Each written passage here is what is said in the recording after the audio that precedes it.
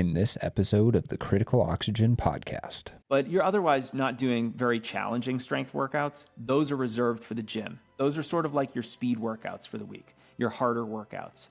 But your zone 2 for strength is these body weight workouts. Hi, everyone. Welcome back to the Critical Oxygen Podcast, where we help you optimize your physiology and maximize your athletic potential. I'm your host, Phil Batterson, and today we are joined by Jason Fitzgerald. Jason is the host of the top-ranked Strength Running podcast and the founder of Strength Running, an award-winning running blog with hundreds of thousands of monthly readers. Jason is a 2:39 marathoner and a USATF certified coach. He's coached thousands of endurance athletes to faster finishing times and fewer injuries with his results-oriented coaching philosophy. Jason, welcome to the show. Oh, I'm excited to be here, man. Thank you. Yeah, so we had started the conversation, and I paused us just to kind of give everybody the backstory. So Jason Fitzgerald, awesome, social media sort of stuff, strength running, all things. And he was asking me, because I was telling him that I live butted up to about, I don't even know how many thousands of acres of national forest land, but he was like, oh, you're probably running 100 miles a week. And I was like, unfortunately I'm not, because I have a torn labrum in my hip, and I just have to be really careful with the amount of, pounding that I actually do. But I do two days a week of running, and it's mostly because we live right on a canyon that then goes down to a river. So I run up and down the canyon. So I get 400 feet of gain within a mile, coming up.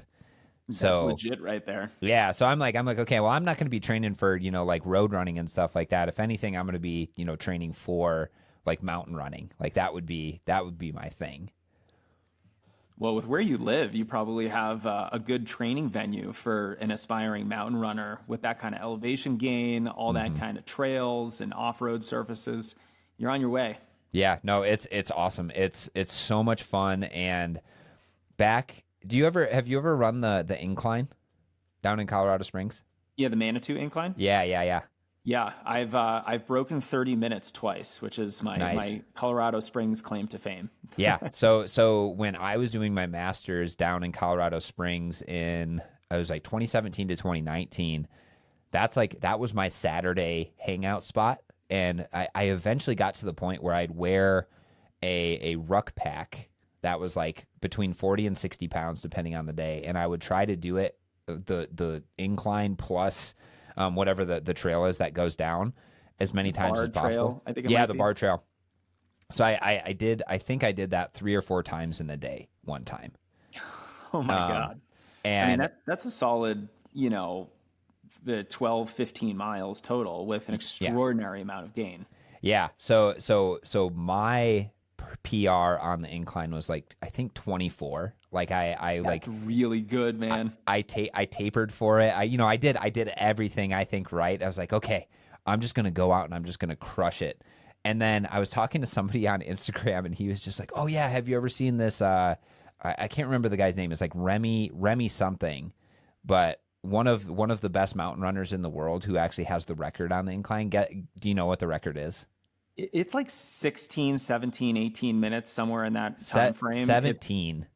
Bananas. Yeah. I was like, I thought I crushed it by doing 24. And that is pretty fast. Like you're, I think, the second person I've ever met who actually has gone under 30.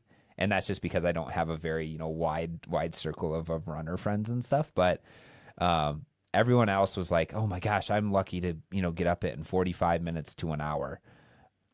The key is to simply not stop moving. Like if you just keep going up at a consistent clip, you'll probably get there in about 30 to 40 minutes. I think any faster than 30 minutes, and it's like you kind of have to either be speed walking or running part of it. I'm really only able to run like 5 or 10% of the incline, and then I'm basically hiking up it. But it's really hard, and I probably would have gotten an extra 30 seconds if I didn't like stop to take a picture. And, I wasn't really going 100% for time. Like it sounded like you're tapering and really treating this like a regional track championship or something. Yeah, no, it was one of those things where I was just like, I'm gonna, because I had success in the past, like going under 30, and I was like, okay, that feels pretty good. It's pretty, pretty fun. And then I was like, okay, but I really want to see, because I was really fit at the end of my master's degree, just because I had been doing tons of lifting, and then I was doing some cycling stuff, and I had access to like a physiology lab like within my master's that like my master's advisor, nobody else was using it. So he was like, yeah, if you want to do testing on yourself, just make sure you clean up afterwards, and that's all you got to do. So it was just a really cool environment to be able to, experiment with that sort of stuff, see what the limits of my body were. And at the time too, I was like, oh, like, on a whim one day, I was like, I'm just going to hike to the top of Pikes Peak. We're just going to do bar trail, and we're just going to see how it goes. That was kind of a catastrophic failure. Not quite. I got to the top, and then I was like, I'm so spent. There's no way I'm going back down. So I actually had to hitchhike back down. But luckily I found a group of people who, were about my age at the time. And I was just like, look, guys, like I hiked up to the top. It was a little bit too much for me to handle. Could you guys give me a ride back to Colorado Springs? And they did. No. Oh man, you are writing checks your body can't catch. I know. So I think that, it's like that all leads into, you have been somebody that I've followed for a really, really long time. And that's actually, I think, how we started talking was, I was fortunate enough to be able to get onto your podcast, but I told you that one of the things that I watched was like your, hip and, kind of like prehab, sort of like workout video that you posted, I don't even know, maybe like 10 years ago or something at this point. And I was like, yeah, I was following that. And that's actually like, I was able to stay pretty healthy for a long time. So if you don't mind giving the listeners just a little bit of background of, like who you are, what your, true profession is. He's a running coach, but it's more than that. And then what your philosophy with training is, that would be awesome. Yeah. So, I've been a runner myself for pretty much as long as I can remember. I was one of those kids that went out for the cross country team as a freshman in high school, showed up in basketball shoes and long mesh shorts. I thought cross country was like track. So I actually intended to be high jumping. And then I very quickly realized that, oh no, it's just all running in cross country. And I was unable to finish a 2.9 mile run my first day at practice. And I remember that very short, easy run made me feel like I had been run over by a truck for like a week. And for some weird reason, I think it was because, the coach was funny, the guys on the team were really funny. I stuck with the sport. And I think like a lot of runners, I just got obsessed with improvement. I was a basketball player before I started running, and there's just a lot of subjective things that go on in team sports. Oh, we lost the game because my teammate didn't pass me the ball, or my coach didn't put in our best player, or all these things that are outside of your control.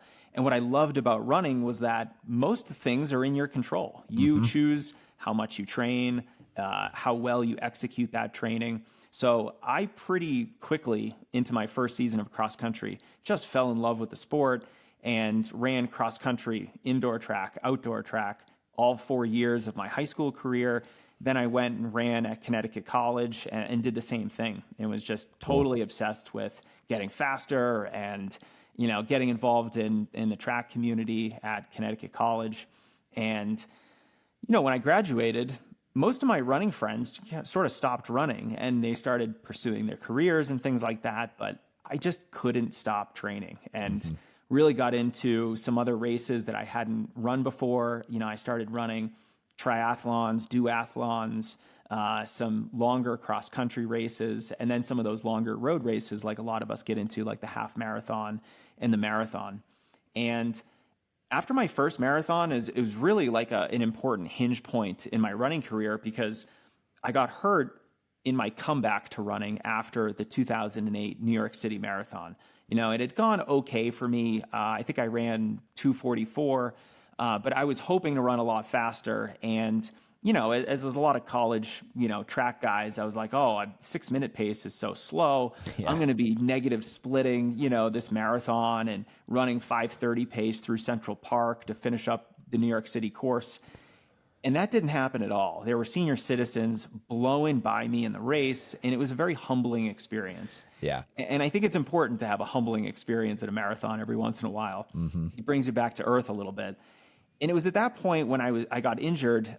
I had this IT band syndrome injury that just wouldn't quit, and I didn't run for 6 months.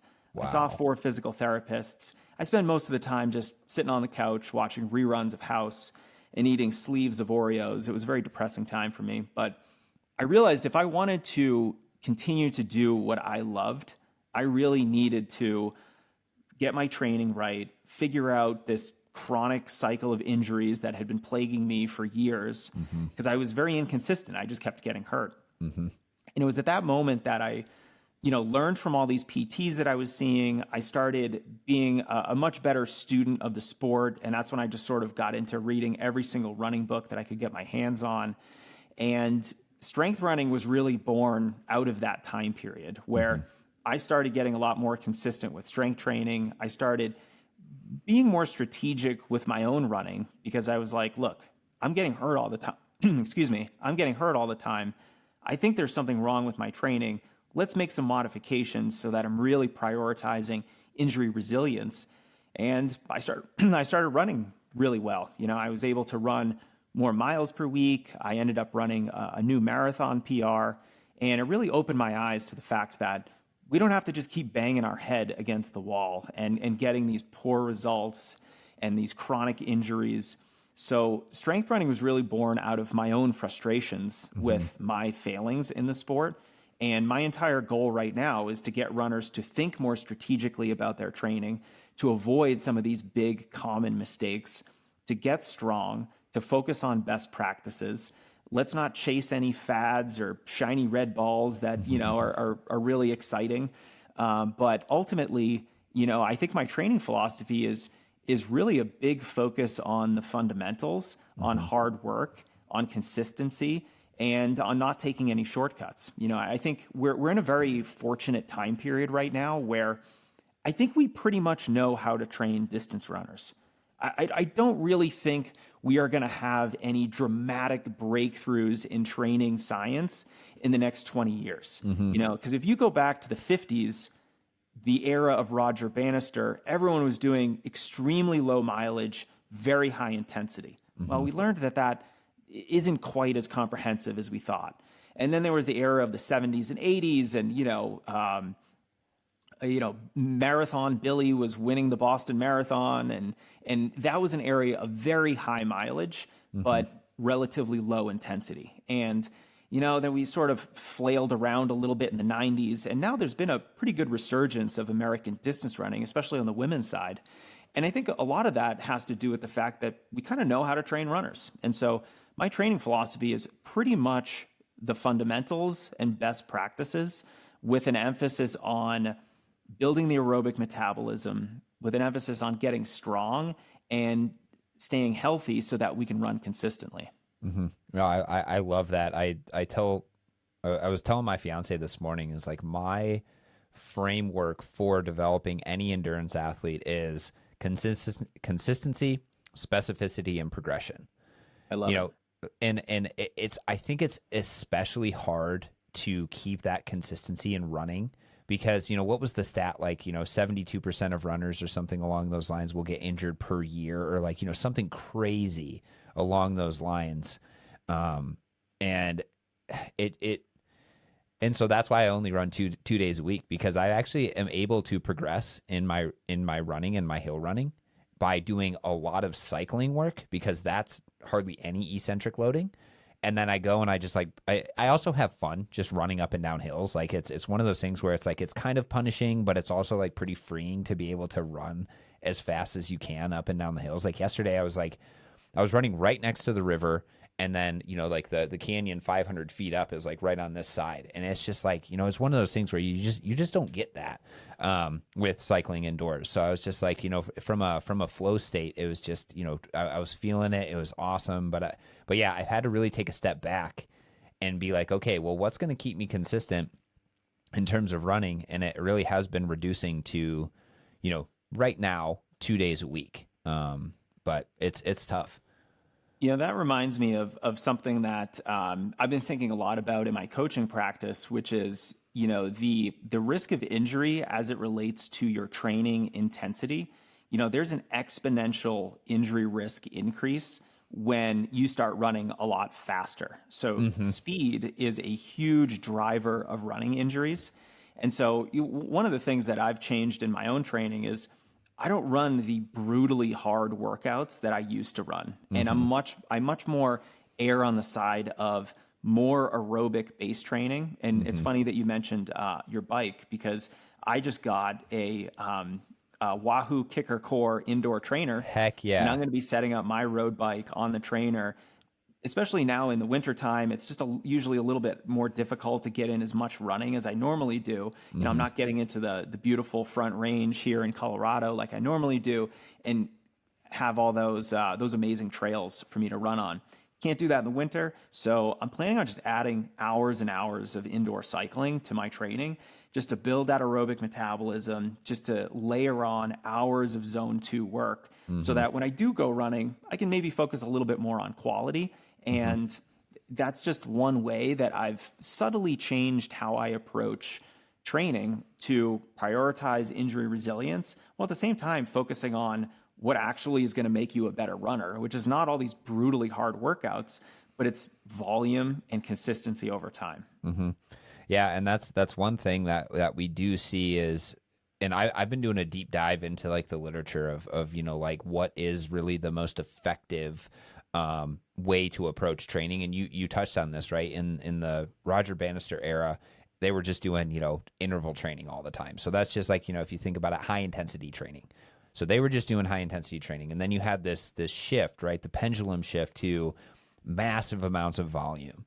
And now we're kind of, I think, righting the ship and getting right, like kind of more into the middle of it. And it's like, you know, it makes sense with almost anything. You have to have high intensity, you have to have low intensity. But the big key is that low intensity has to be low enough in order for you to absorb the mileage that you're doing and not induce more fatigue than it's actually worth. Because I think that's where people do, especially in running, this is where people do their easy days too hard.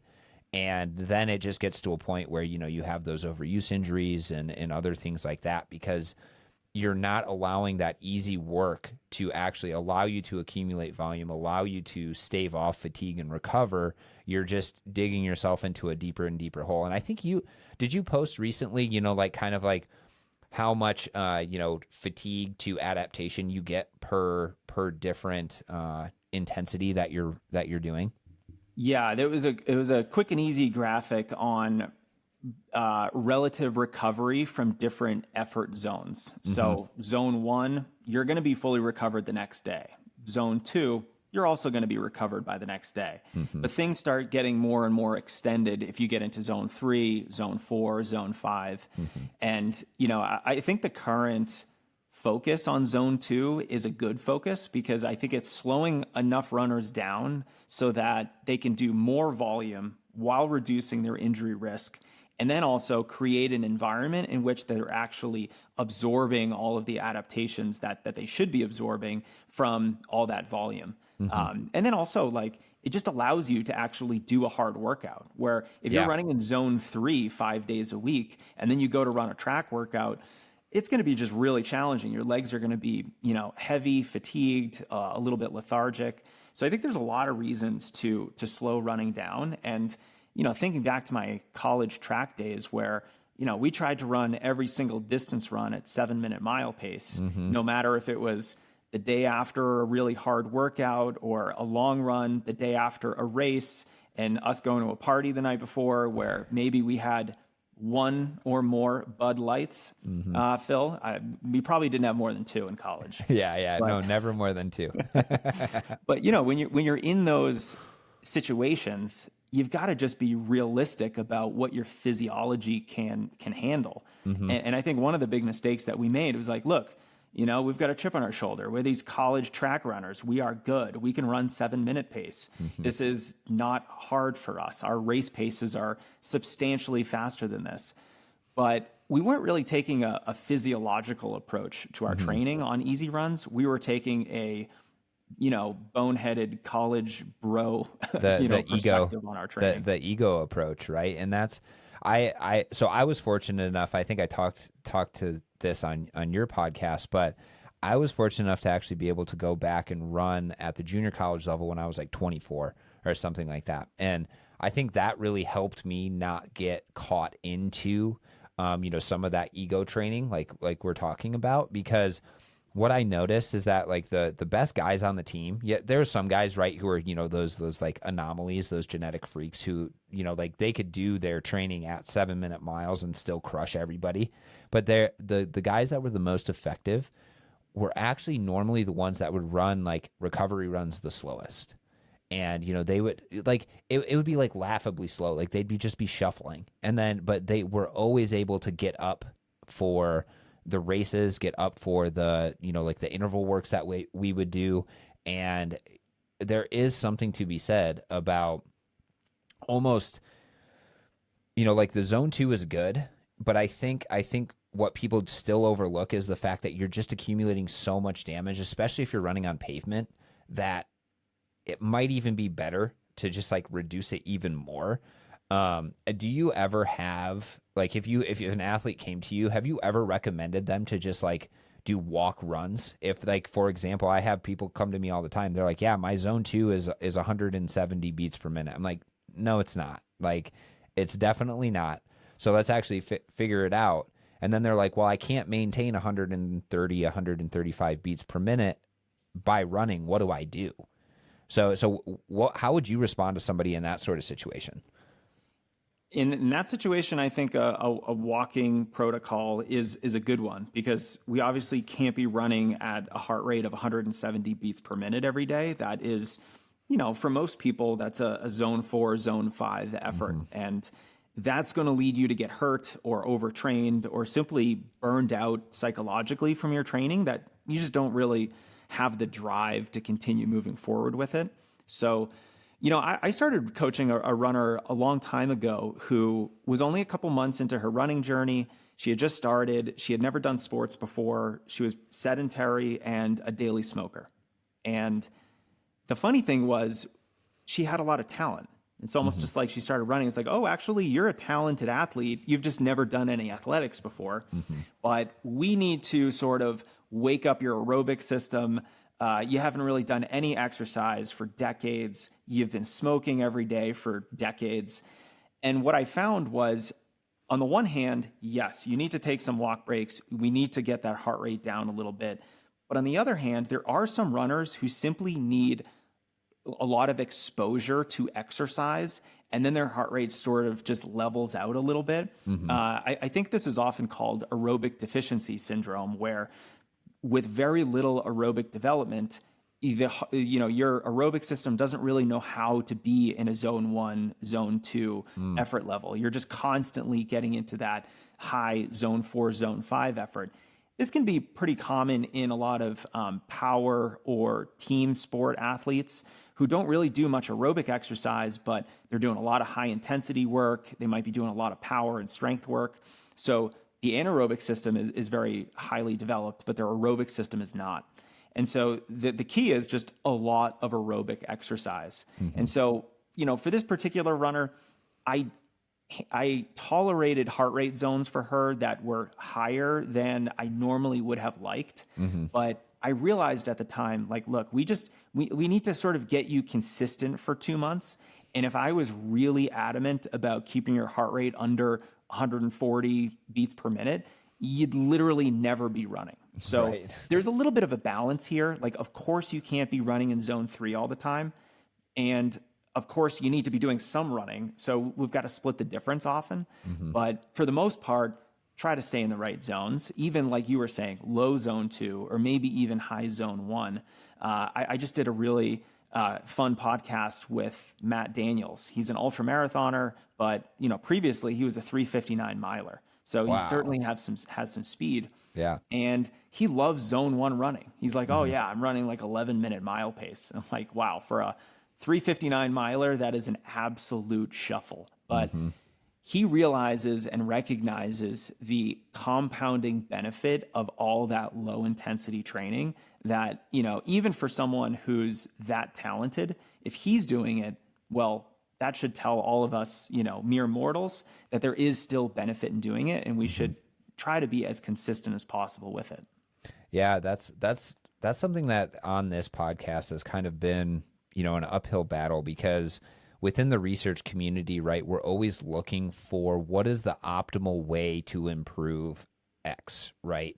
Like, whether that's VO2 max training, whether that's, what sort of training intensity distribution should we have, all of these different sort of things. And I think sometimes those ideas get a little bit, there's too much importance, say, like on a specific threshold or on a specific adaptation that we're trying to target. And, for example, you'll hear people talking, well, you have to exercise right at that borderline of zone 2 where your lactate is, this millimole or whatever it is. Because if you don't, then you're not going to maximize the benefits to your mitochondrial function, right?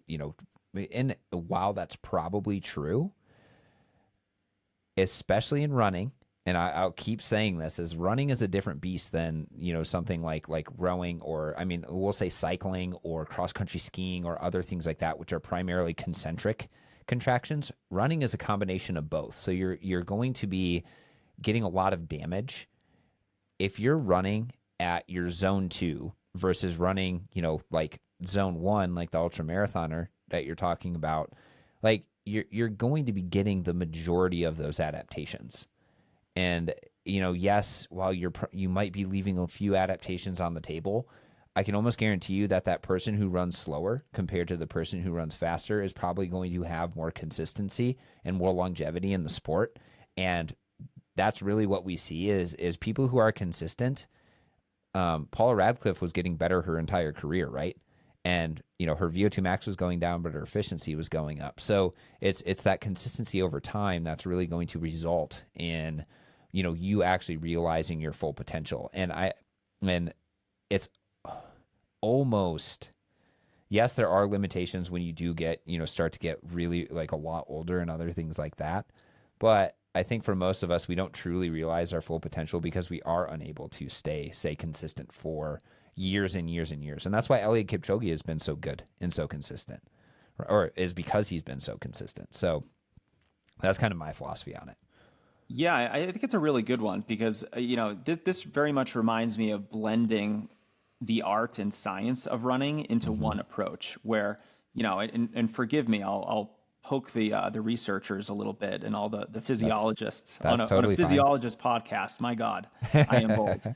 But you can't just be a scientist as a coach because you're going to fall into that trap of saying, well, we're not maximizing the mitochondrial adaptations. Well, for your average 45-year-old recreational runner, the goal isn't to maximize mitochondrial adaptations. We are so much getting lost in the weeds here. This person is probably only running 30 miles a week and is inconsistent. So we need to really go after the low-hanging fruit first and think a little bit more holistically of, well, maybe this person, it's okay if they're not maximizing mitochondrial efficiency because we are maximizing longevity. We are maximizing consistency in the sport. And I might say those are more important, especially for pretty much any runner, is that consistency in the sport. I don't think there are any magic workouts or secrets to success in the sport of running. But with that said, if there is a secret, it's consistency. That's the secret sauce, because even if you have the perfect training program, if you can only do it for a month or two at a time before you have to take time off because you're hurt or you're overtrained or you're just psychologically burned out from your training, or it just requires you to be on every single day that, you're just like, enough of this, I just can't do it anymore. Well, you're never going to be consistent. So, I like to say I'd rather you be 10% undertrained and, quote unquote, under optimized, but healthy and excited about the sport, standing on the starting line. Yeah. No, I 100% agree. And I think, again, that is where the translation from the science to like truly coaching is really important, because when we look at the research, it's oh, well, what's the optimal way to improve VO2 max? Well, we took individuals through 2 to 3 training VO2 max workouts every single week for 6 weeks, and their VO2 max improved 8%, whatever we want to call it. But if you try to keep somebody on a training program like that, good luck. Your adherence would be essentially zero. You'd have people getting injured, especially if it's running.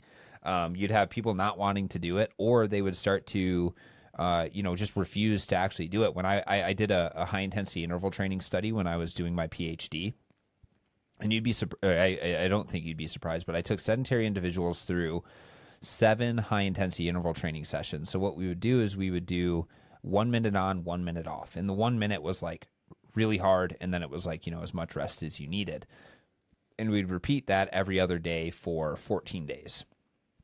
And just within that, towards the end, like you could, like 7 sessions, people were still being like, I don't know. Like, and this is only a 30-minute workout too. So this is like short periods of time, and it's not something that's really ever talked about. It's like that is maybe optimal for improving VO2 max, but it is not optimal for long-term enjoyment and other things. And I saw something the other day that was, maybe it was, Huberman Lab, podcast episode, where they were talking about how there was this study that was done. It was done in mice. Mice are rats, and they would give one group of animals the ability to freely train and run whenever they wanted. And mice and rats love to run, so they could do it whenever they wanted. But then the other group, when one mouse was running or one rat was running, were forced to run during the time. And the ones that chose to run or chose to exercise had, they had, benefits in their metabolic, metabolic sort of markers, their physiological markers. And, it's like you can't ask a rat if they feel better or something like that. But the other group didn't have any benefits really to the exercise because they were being forced. So it's one of those things where it's like, just the choice or just the importance of like, I want to be here doing this workout today, might actually be one of the reasons why you would improve or not improve based on whatever the training is. So you have to, as a coach, make things enjoyable for the athlete as well, or else they're not going to adhere to it. So yeah, it's this balance. And this is what I love about talking to, coaches like yourself is you recognize that, like the science does say one thing, but how can we actually translate that into helping our athletes stay consistent, want to do something like this? And I joke around as like, if somebody came out with a study that was like, oh, the single best thing you could do for health and longevity would be to swim at 5 a.m. in a dark pool at 60 degrees every single morning for 30 to 60 minutes, I would probably have negative. That would not be optimal for me because I hate swimming in pools. And, so those outcomes wouldn't actually be optimal for me. It would be optimal for whoever the study was done on. But for me personally, I don't like swimming. It wouldn't be optimal for me. So that's like, we do talk about, like reading articles and then making sure that they translate to who you are and that you respond appropriately to them. And it's this idea of like, taking the science for what it is and truly reading it at a deeper level. Not to mention the fact that, this VO2 max study to me is kind of funny because on the one hand, VO2 max isn't as tightly correlated with your actual race performance as we would like to think it is. Everyone's Yes. like, oh, I want to improve my VO2 max. And I'm like, why? I want to improve my race performance. Mm-hmm. And that is a very critical distinction. Mm-hmm. One is just a physiological marker that, I don't know, you really only know about if you get into a lab and have it tested. The other is, the thing the entire sport revolves around, which is your finish time, right? And so when I see studies like that, I'm like, okay, that's like kind of cool. But on the one hand, my goal as a coach isn't just to improve your VO2 max, Right. and 2 VO2 max workouts a week for 8 weeks seems to me like just a training schedule that is much too difficult for most runners. You know, when I look back at maybe, you know, my college track program and what I was running in track, maybe for the last 8 weeks of a track season, we're running 2 VO2 max workouts a week. But at the same time, we are 20-year-old college athletes who are somewhat competitive and can handle all that. You know, we're not 40, 45, 50 years old. We don't have jobs. You know, we are drunk on testosterone, which is the place to be if you're training really hard. And so you've really got to take some of these things into consideration when you're designing training. Because if you're a new coach and you see this study and you're like, oh man, this is great, let me implement this in my training today. And it's like, well, hold on a second. Hold on. You got to take everything with a grain of salt. And I feel like I'm one of these coaches that like believes in everything and nothing at the same time. I am the ultimate it depends guy because I think VO2 max is important, but I also don't really think it's too important. You know what I mean? Is it in the proper context? Is it important for what we're actually training to achieve?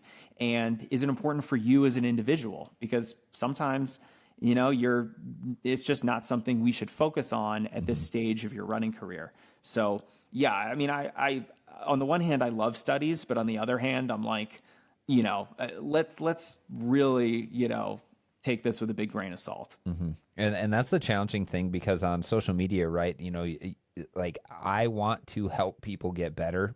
I want to help, like my whole tagline is, you know, help people optimize their physiology to maximize their endurance potential. But the challenge is that requires you almost to have these like clickbaity titles, or these, you know, like larger than life, you know, explanations or whatever it is. And you said it like a true academic. Like you're closer related to the researchers than I think you know, is when you meet somebody who truly is like a good scientist, if you ask them a question, they'll be like, well, it depends. And the number one way of detecting if someone's kind of bullshitting you or not is if they know all the answers right away, or if they say, okay, well, it depends. Let's get more of the context behind all of this. And this is something I talk to another coach who comes on the podcast regularly, Aaron Geiser. He said, yeah, it's context first and then content second. So you have to figure out who the athlete is that is sitting in front of you, and what they want to do with their race, how stressed they are on a daily basis, what they have going on in their family life, all this sort of stuff. Because once you understand the context, then you can start to shape the content in the training plan that you're actually giving to somebody. And that has been something that is just like, you know, kind of light bulb moment, you know, went off for me when he started to explain that. And, you know, you're explaining the exact same thing. It's like, and I think then the challenge becomes is like, okay, well, you know, is VO2 max really important? Because if you're running an ultra marathon, most likely VO2 max is not very important for your performance, right? You know, you're not going to be exercising at VO2 max. But if you've never done VO2 max work before, then maybe VO2 max might be good for you, because you stand to make a lot of improvements there. And it's funny you mentioned that, because during my master's degree was based on predictors of endurance performance, and the three that have been postulated to be like the best predictors of performance are VO2 max, where your second threshold is occurring, and then your economy and your economy or efficiency. Putting those together should get a pretty good idea of what your performance is. So I did a whole study that was like, we measured, you know, all of those variables, and then we correlated those with cycling endurance performance. It was a 40-kilometer time trial on a bike. And indeed, when you put them all together, those are all highly predictive of performance. But alone, they're not very predictive of performance, especially when you have groups of individuals who are very similar to each other in terms of like VO2 max. But I think, Phil, having you say I talk about running like a scientist, hearing that from a physiologist might be one of the best compliments that I have ever gotten. So thank you very much. Yeah. I think that comes from almost a different perspective. I almost think a little bit like a lawyer. Like, Okay. I just want everything I say to be defensible, because I think starting this entire job of what I do, all of my work on the internet, I realize my work is all public. And because of that, it is widely open to criticism. And I want to make sure that everything I say is as accurate as I can make it. And I have reasons for saying what I say. And so I want to be as clear as possible. And so I'm almost thinking that every piece of communication I put out on the internet is like a contract. I want the language to be a little dialed in. And I'm very aware of the fact that most things exist on a spectrum, and to have a binary way of thinking is usually a dead end way of thinking, especially when it comes to exercise science. So thanks very much for that compliment. I would love to ask you, like, if we're going to talk about the things that we should be doing in training to make us better runners, after we've said VO2 max is kind of not important, but it is, and, you know, we're being a little wishy-washy on everything, what's actually important? Like, what should we focus on in our training? Like, what are the actionable, you know, workouts, principles, you know, big ideas that are important for endurance runners? Yeah, I mean, my first thing is like, you got to say it depends, but but I think On brand. Yes, I think let's start with principles, and this is again where I always start at first is the consistency aspect of things. If you really, almost no matter what you want to get good at, you have to be consistent if you're going to get good at something. If you're doing something once every 2 weeks, you're not going to ingrain those habits and the adaptations that are necessary to actually get good at whatever it is you're doing. So from that perspective, if you want to become a good runner, you have to consistently be doing something that is going to make you better as a runner. That doesn't mean you have to run every day, but then the second principle is specificity. The more specificity you get in a certain task, the better off you're going to be as well. So the individuals, generally speaking, and there's exceptions to all rules, but generally speaking, the individuals who run more are generally the individuals who are better off or better runners. The challenge, again, with running is that it's really damaging. So you really have to be careful with the amount of running you're truly doing. So this is where the cross training stuff comes in, right? Where like the cycling, what's crazy about cycling is that I can go and do like low to mid to high zone 2 and maybe even into that zone 3, and then bounce back from it the next day and do a really hard VO2 max workout, and then bounce back from that the next day and do another like moderately challenging long zone 2 workout. I wouldn't be able to do that in running. It would have to be like zone 1 really easy, maybe a threshold workout, and then another really, really easy zone 1 sort of workout. So, but the thing is that if you use cycling as cross training, then you can start to say, okay, well, maybe because my body can't handle that high intensity stuff right now in terms of running, maybe I'll do a lot of easy running, you know, to gain volume and those sort of things, but then I'll do some higher intensity stuff on you know, different days when I want to get that higher intensity stimulus. So that might be a principle. I'm not 100% sure if I want to add it to the principles yet, but I think that you need to do easy stuff and you need to do hard stuff. I think that is just a principle of life. But from an endurance perspective, and this doesn't, I'm not saying go out and do polarized training. I'm just saying you need to do easy stuff and you need to do hard stuff. We've just talked about this. If you're only doing hard stuff, you're not going to optimize your potential. If you're only doing easy stuff, you're still going to leave, performance on the table. So you have to do easy stuff and hard stuff. That's three. I guess that's kind of into the specificity sort of side of things. So that's 2A. And then along with the specificity, if you're racing, for example, a marathon, you should, in the beginning of, say like your training year, you can be very general about like what you're doing. You could be doing more cycling, a little bit less running, just a general aerobic development. But as you get closer to whatever race, it has to become more and more specific to that race. So I've made the mistake in the past, and this is when, I was a researcher looking at the studies and being like, oh, high intensity interval stuff seems to be pretty good for performance. I was doing some trail races, like 10 to 20 mile trail races, but I would only do high intensity sprint work on the treadmill, really. And then I'd go and I'd do like the incline, as my like long workout. And I think I had 6 consecutive races where I had to stop because I cramped up so bad during the races. And it wasn't because I was not hydrated enough or other things like that. It's because I was asking my body to do something that it was not familiar enough with. So then it started cramping as a protective mechanism for me not to get injured.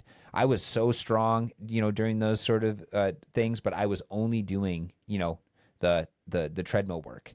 So from a specificity standpoint, I wasn't doing what I should have been doing, which is more of that threshold, sort of style work, more maybe like half marathon race pace sort of work. So that comes into the specificity, and then you have to progress.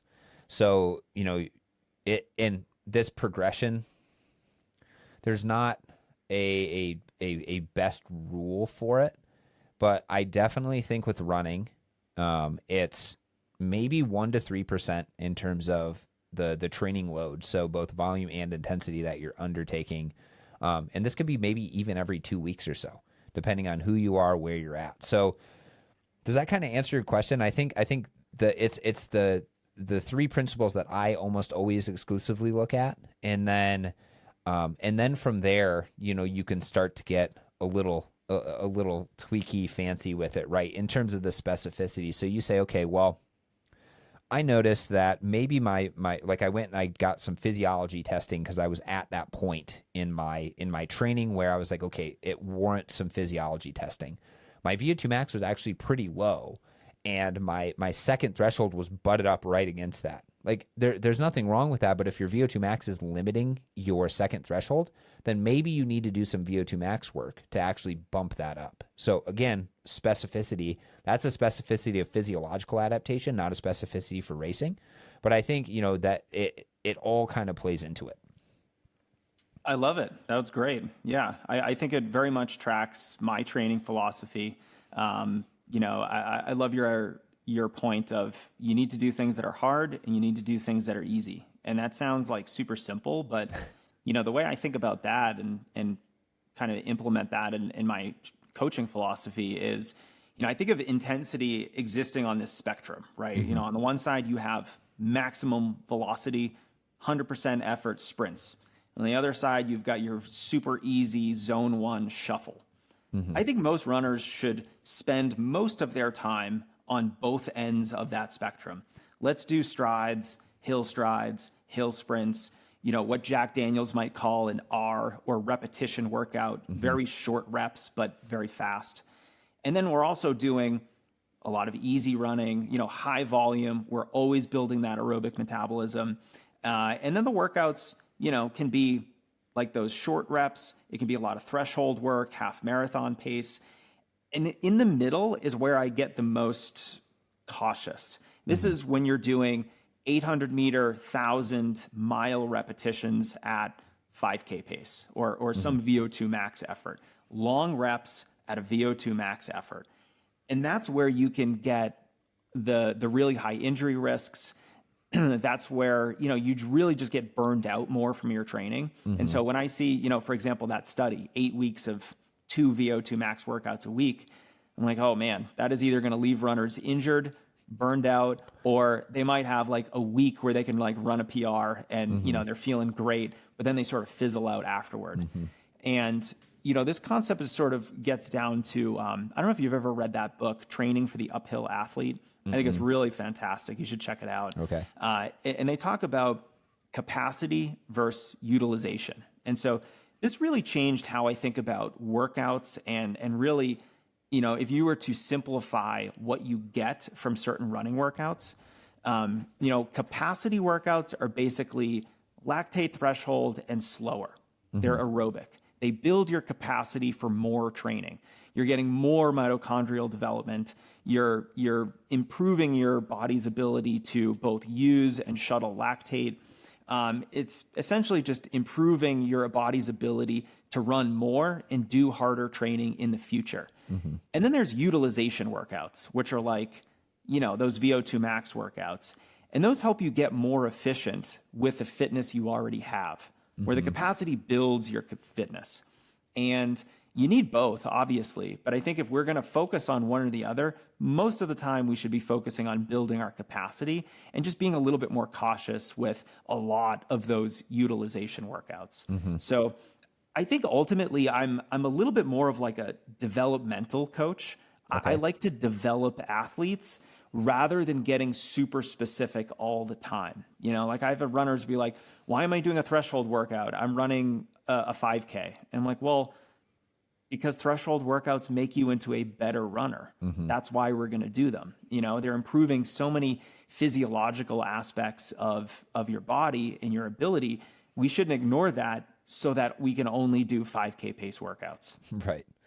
Right. I know I like that capacity versus utilization. And I as we're speaking, I released a podcast today where the guest was talking about, capacity, or I can't remember. I think he calls it capacity utilization. So like a certain percentage of whatever capacity you actually have and how it's different based on, different athletes. For example, elite level athletes, right?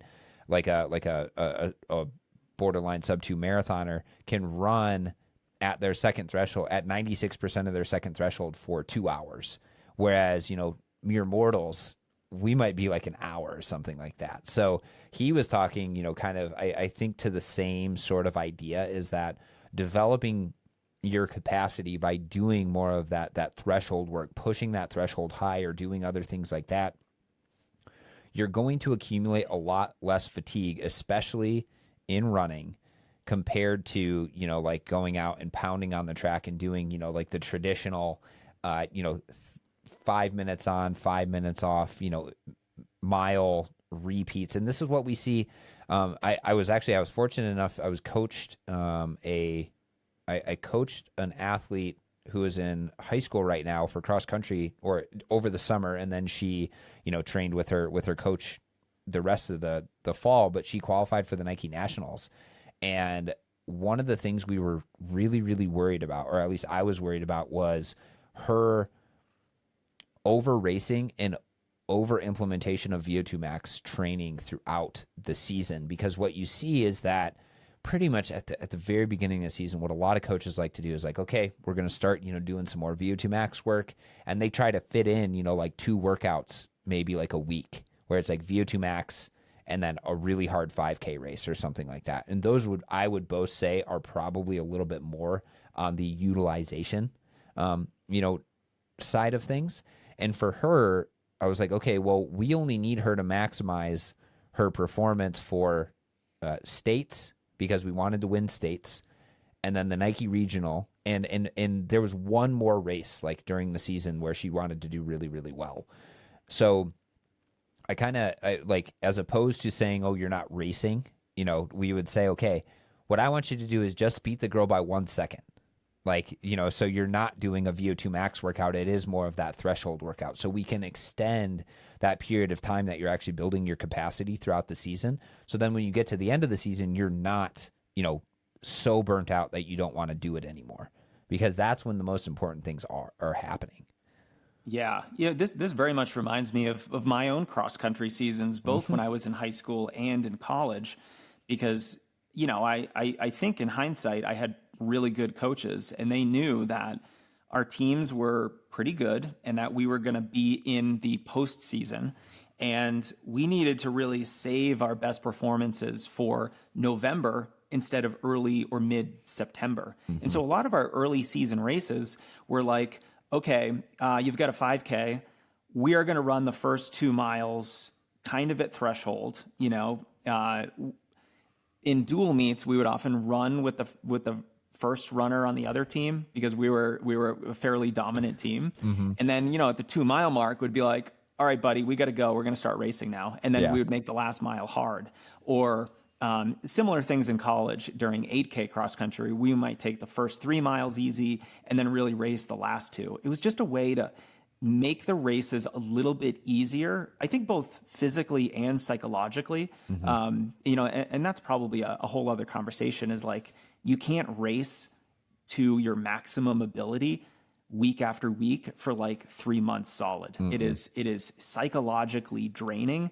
And that's one of the things that good coaches are going to do, is they're going to save your mindset for when it really matters too. Because it's not just about, not doing VO2 max work too much too soon in the beginning of a season. It's also not putting yourself in a position where you need to get as much out of your body as possible in every single race, because that is very fatiguing psychologically. But yeah, those early races, but they're also so much fun. It takes all this pressure off of yourself. I'm not racing this race. I'm sort of just doing it as a workout. And I think that saves you physically, mentally, and it's a lot more fun. Yeah, that's actually with my training, and I've been having some good success with this, is I only do one really hard specific workout a week. And that's right now I'm kind of in a VO2 max development phase, just because it's kind of off season, other things like that. And it is hard to mentally get up for that. Like the day afterwards, I definitely noticed my mental, capacity was a little bit depleted as well. And what I've told some of my athletes in the past is like, and I don't know, this might come from like Steve Magnus, but there's workouts that are, controlled, and there's races that are controlled, and then there's workouts that are go see God. Yeah, I think that might be a Steve Magnus quote. Yeah. So I'm not stealing it from him, but it's something I love, because it's like, okay, I want you seeing the shiny light, coming down, trying to like pick you up after this workout, but you only have maybe a handful of those per year, if not less than that. So, so that's why it's important, right, to really understand your athlete and say, okay, well, when is it appropriate to push them to that mental limit? Because again, if you're doing it week in and week out, and then you're not following that up with adequate rest, then it's really, really hard to maintain that. So I love the fact that you touch on, not only the physical side, but the mental side of things, because it's something I think we're getting better as a society of talking about, is, especially in training, or like my PhD, for example, was really mentally draining because there was no reprieve. I tell people it was like sprinting a marathon for 4 years. And it was one of those things where, if you don't get good at taking the easy days easy and the hard days hard, then, you lose track of that. And you're essentially, if it like, and this is an application to work, you're essentially working in zone 3 every single day. It's kind of mentally draining. It's kind of physically fatiguing, but you're never getting enough recovery. And then when you go to try to do other things where it's hard, you can't. Your body won't let you get up for it. So I think that is something that is this is why I love sport, and I love, like endurance training and stuff, because there's so many connections to real world and how you go about, approaching your day, or approaching different tasks within your day. Because if you're learning correctly how to implement endurance training, you can then take it and you can apply it to your life, and you actually have much better outcomes.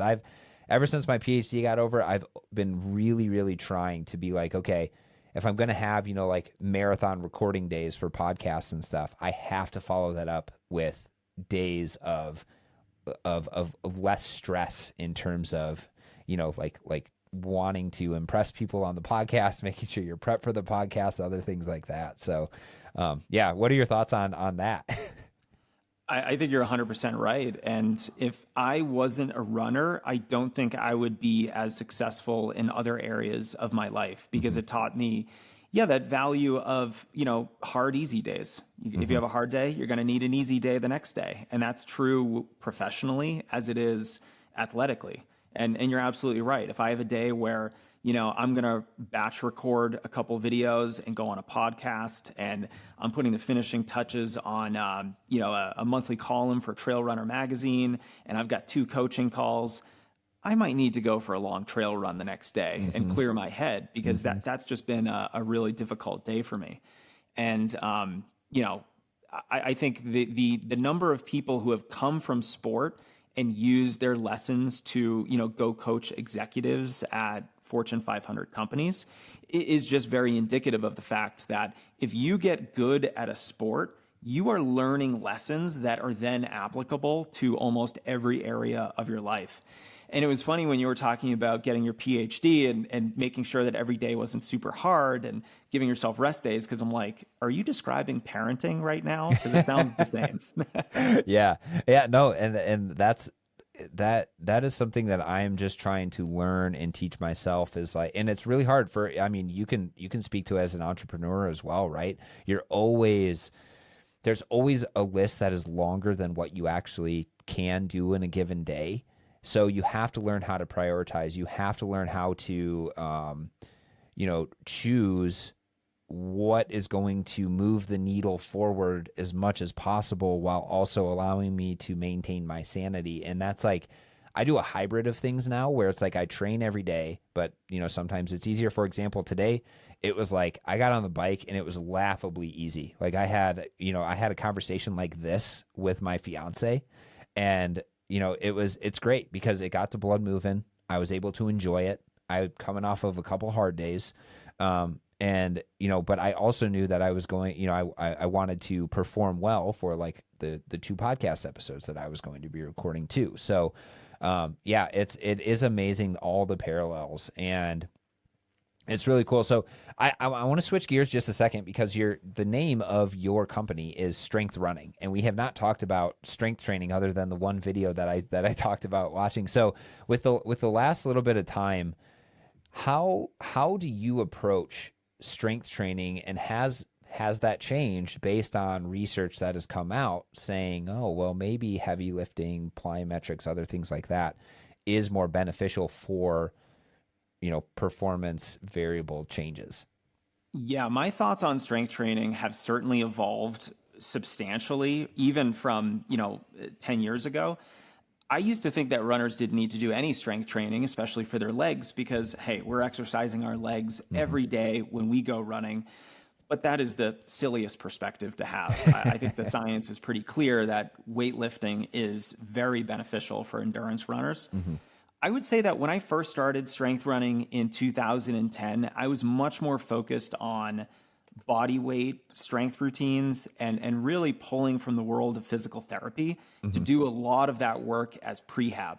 So early on, my philosophy was, let's do a ton of this body weight strength work as prehab so that we can stay healthy. Again, we want to drive that consistency as much as we can.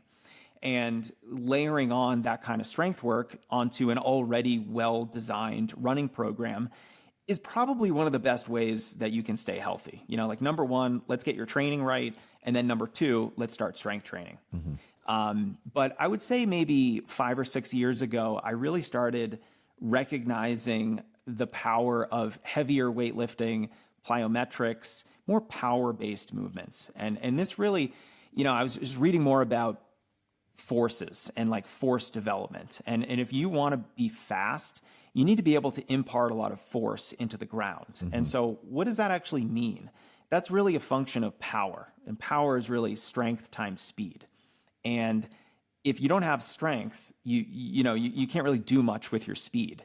You're probably going to get hurt. So now I very much have a strength training philosophy that is a bit of a hybrid of both. Like, we are going to get in the gym. We are going to do some heavier weightlifting. We are going to add in plyometrics in a very methodical way. As someone who likes plyometrics and recognizes that they can be really good at getting you to use your body more economically, I also recognize that the injury risk with plyos is much higher than, say, your easy zone 2 running. So we've got to be kind of careful with that. But the heavier weightlifting is something that is, I think, while at the same time it's extraordinarily beneficial for runners, it's also not something that we have to do super regularly. I think, modeling our strength training in the gym after what bodybuilders do is not the right approach. We really can get most of the benefits of weightlifting with 2 sessions a week. I think 2 sessions a week is plenty, especially if you're training for a race. You're not really going to be able to do 3 hard weightlifting workouts a week. That's probably going to cut into your ability to run and train well from a running perspective. But twice a week, 45, 60 minutes of focus on the fundamentals. I love exercises like squats and deadlifts and, presses. And of course, all those exercises have a lot of variations among them. So if you're getting in the gym twice a week, what I like to see the other days of the week, let's just say you run 7 days a week. Twice a week, you're going to be doing weightlifting in the gym.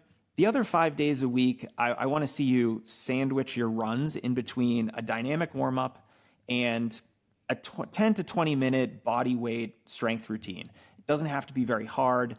You're probably just doing body weight exercises. Maybe you're using something like an exercise band, maybe an exercise, a medicine ball, but you're otherwise not doing very challenging strength workouts. Those are reserved for the gym. Those are sort of like your speed workouts for the week, your harder workouts. But your zone 2 for strength is these body weight workouts. Yeah. And, this is where we're pulling from the world of physical therapy just to do a lot of things that, if you've ever been to a PT's office, you're probably very familiar with doing a lot of lateral leg raises and clamshells and glute bridges, single and leg planks glute and bridges, side planks. A lot of these exercises, you